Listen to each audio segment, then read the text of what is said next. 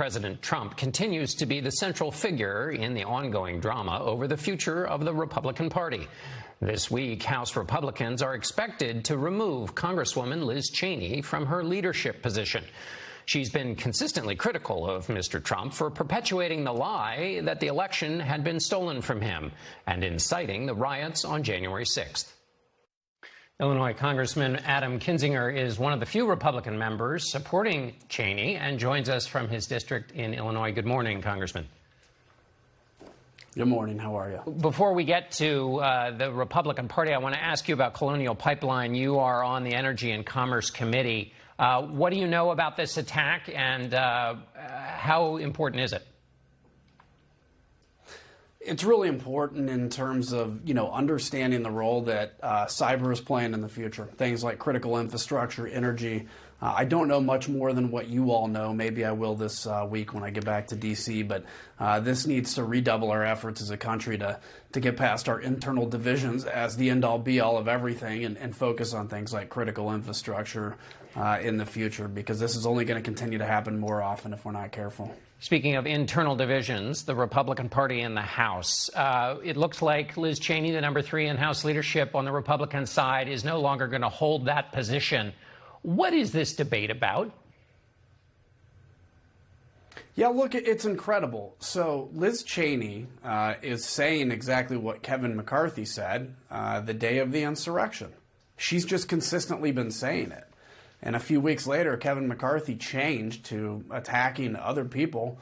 And so I think what the reality is as a party, we have to have an internal look and a full accounting as to what led to January 6th. I mean, right now it's basically the Titanic. We're like, in the middle of this slow sink. We have a band playing on the deck telling everybody it's fine. And meanwhile, as I've said, Donald Trump's running around trying to find women's clothing and get on the first lifeboat.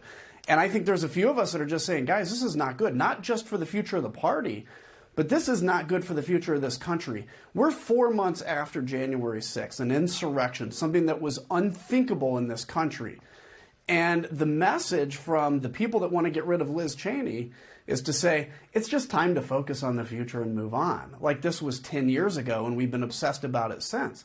It's been 4 months, and we have so many people, including our leadership in the party, that has not admitted that this is what it is, which was an insurrection led by the President of the United States, well deserving of a full accounting from Republicans. But if you are a leader of a party, and 70% of the members of your party think the last election was stolen, though they're wrong about that, you're a leader of that party. You can't change the party you're the leader of. So why should a person be a leader of a party that is fundamentally at odds with what Liz Cheney believes? Because truth matters. Right now, and we have to look and understand why. Yes, 70% of the base believes that the election was stolen because they've been told it was. They've been told by the President of the United States. They've been told in many cases by Republican leaders, or at least Republican leaders in the least have not countered it on something so vastly crazy as the election is stolen. And this is why you have this real battle right now in the party. This idea of let's just put our differences aside and be unified. You cannot unify truth with lies. The lie is that the election was stolen.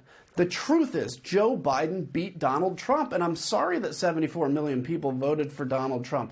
They weren't disenfranchised. They were simply outnumbered. And as a party, let's focus on now, how do we go out and win more people? And that's why actually I started the Country First movement at country1st.com, is just to say, tell people the truth and quit peddling in conspiracies, because that's what we've seen in this party. And they're going to get rid of Liz Cheney because they'd much rather pretend that the conspiracy is either real or not confront it than to actually confront it and maybe have to take the temporary licks to save this party in the long term, this country. Speaking of outnumbered, though, you and Liz Cheney and maybe Mitt Romney in the Senate are outnumbered by the current Republican Party. It is Donald Trump's Republican Party. The numbers are on their side. So why stay in it? Well, look, I was a Republican far longer than Donald Trump, and I'm only 43 years old. He became a Republican just a few years ago and tried to change the whole definition of conservatism. So I think it's worth a fight. But, the reality is, over time, we're going to see who wins this battle. And And then there'll be a lot of decisions to make everywhere as we see parties realign and change. For me, I'm a conservative. I'm going to fight for the soul of this party. And but every member, not just leadership, every congressman, every state representative, every member of the party that pulls a ballot in the primary has to decide, are we going to exist on lies or are we going to exist on truth? And to everybody that grew up in Sunday school like me, that thinks somehow accepting a lie is okay because maybe we can win the bigger battles, I got to tell you, the Christ I follow, the Jesus I know, never says anything about it's okay to lie to the people as long as the end state is the same. Truth matters, and that's what this party has to come to grips with no matter the cost. Do you think Donald Trump's power in the Republican Party comes from his ability to grow the electorate, reach out to new voters, or because members are scared of crossing him? I think it's the latter. I think at the beginning, look, he was able to reach to a sector that we should naturally win, people that are struggling to make ends meet. We also lost a lot of people in that process. But Donald Trump was done after January 6th.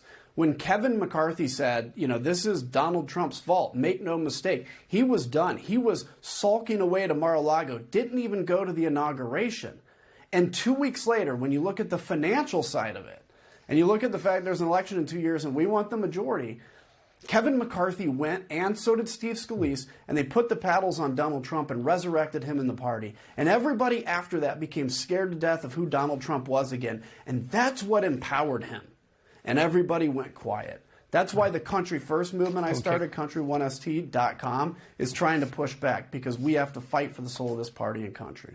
All right, Adam Kinzinger, the fight continues. Thank you so much for being with us, and we'll be right back.